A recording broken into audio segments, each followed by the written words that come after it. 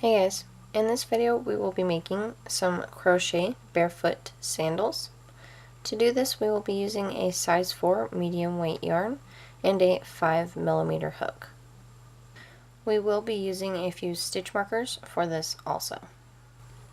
This can be worked with one strap that goes around your ankle and ties in the back, or you can work this with a long continuing strap that will wrap around your leg multiple times or however many times you would like, and then tie in either the front or the back depending on your preference. We will want a few measurements for this, the first being the circumference of your ankle, or how far it is all the way around your ankle, mine being 9 inches, and then we are going to divide that by 2, which is 4.5 inches in my case. So that is for either side of our ankle. It will be 4.5 inches or however long that is for you. Then we will want to measure from here where our ankle bends from our leg to our foot to the first toe after our big toe, and you will want to know that length. In my case it is 4 inches. You will also want to know how far it is all the way around this first toe after your big toe.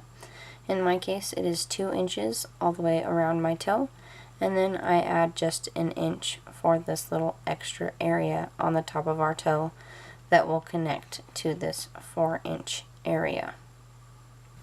Once you have those measurements and have decided whether or not you want to do just one strap or the continuing strap, then we can start our first chain.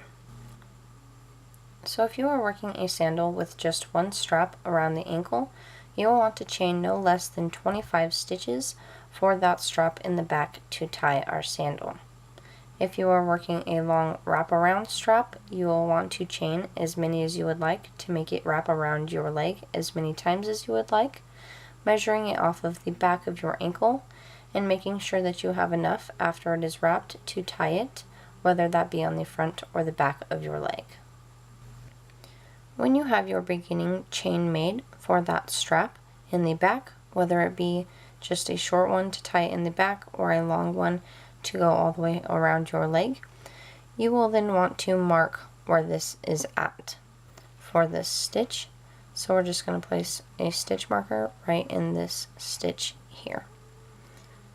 Then we are going to want to know that circumference around our ankle that we measured, which was 9 inches for me, but we're only going to want half of it for just one side of our sandal right now, which was 4.5 inches for me. It may be 5 inches for you, it may be only 4, or however many that may be. So you will now want to continue chaining until you have that length that you need from this point that we just marked. So make a chain 4.5 inches or however long you need it to be. When you have reached your next desired length, you will want to place another stitch marker in the last stitch, and then we will have 2 stitch markers in our work. This area being the area that goes around our ankle, and I ended up working 15 stitches for this 4.5 inch space. So we will now go on to work the area that went down the front of our foot. In my case it was 4 inches. It may be different for you, but continue working a chain to reach that desired length. Again, in my case it is 4 inches. When you have again reached your next desired length, you will want to place another stitch marker in your work in the last stitch. So we will now have 3 stitch markers in our work.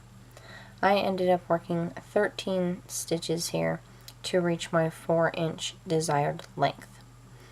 We will now go on to crochet the area that goes around the first toe after our big toe, and I decided that I was going to make 3 inches for this area, so I'm going to chain a length of 3 inches. Okay, so I ended up chaining 11 chains for 3 inches.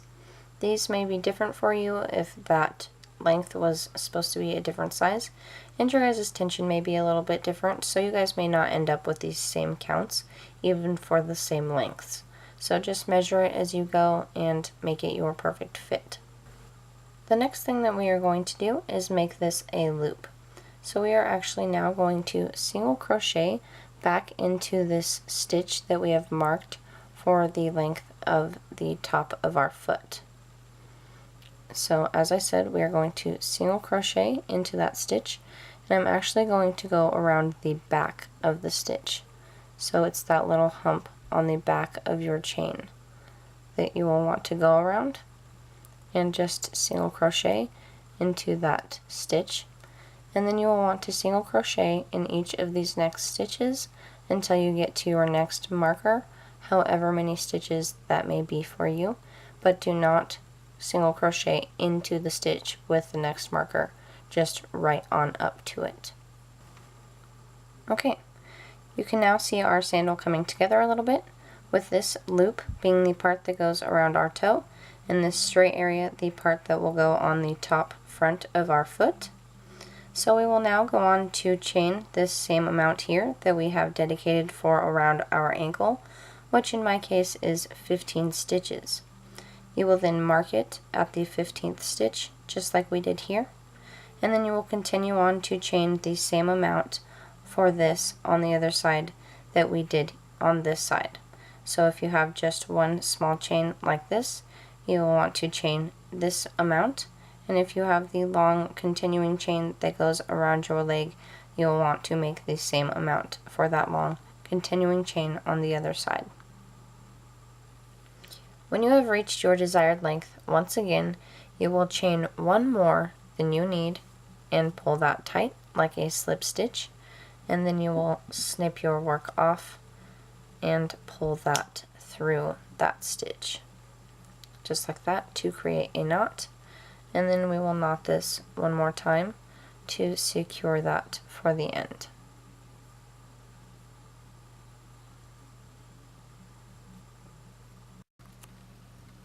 For this next part, we are going to want to know exactly how many double crochets, chains, and chain spaces we are going to want. So for this post that is supposed to be on the top of our foot, it will be a chain one space, and there will be a double crochet in each stitch on either side of that. So then it will be worked double crochet, skip one for a chain one space, and double crochet into the next.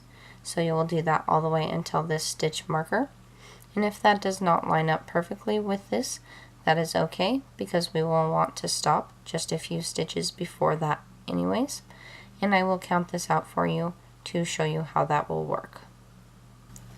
So if there's a double crochet in this first stitch, we will skip one and double crochet into the next for 2 double crochets, skip 3 double crochets, skip 4 double crochets, skip 5, skip 6, skip 7, skip 8.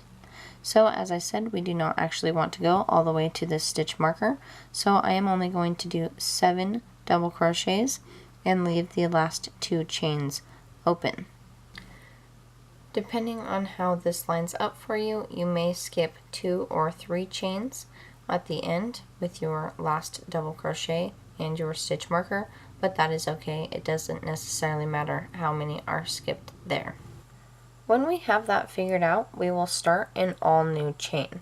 So if you are working a sandal with just one strap around the ankle, you will want to start with a chain that is the same amount that we made for the back strap to tie it around our ankle, which we started out with 25. And then you'll also want to add the few stitches that you will be skipping for the chain and double crochet area. So that is 2 stitches that I am skipping, so we will add that to 25 for 27. So I am going to start a chain of 27 to mirror those same stitches that I will skip. If you are working a long wraparound strapped sandal, you will start this next chain with only a chain of 7. So you will start another chain and only chain 7 if you are working a long strapped wraparound sandal. When you have this new chain made, we will then grab the first part of our sandal, and by this stitch marker where we said we are going to work our double crochets up to and skip those few stitches is where we are going to start. We will be working this into the back of the chain on this first part of the sandal, and we are going to start out with a double crochet on this new chain. So we're going to yarn over and go into that first stitch right here where we said we would work our first double crochet into, and work that double crochet. Then we will chain 1 and skip a stitch and double crochet into the next stitch, and we will continue this pattern all the way until the middle post in the middle of our sandal. If worked correctly, we should have 1 double crochet in the stitch directly before the post in the middle of the sandal. And so now we are going to count how many double crochets we have here, and as I said already, I have 7 double crochets on this side of my sandal. So I'm now going to chain 1 for this post area, and I'm going to double crochet into the next stitch on the other side of that, and I'm going to continue this double crochet, chain 1, and double crochet pattern for another 7 double crochets so that I mirror the other side. When you have mirrored your double crochets from the first side of the sandal onto the second side of the sandal, you may be wondering what is going on because our number of stitches before the stitch marker is different. So even if you only skipped 2 on this side, it may be 3 on this side, which is okay as long as your amount of chains on each side after the double crochets are the same, which in my case it is, and it's 27 stitches on both sides. So just like this side where we mirrored the chain from the bottom onto the top, we are going to do the same thing here by chaining 27 to mirror the bottom.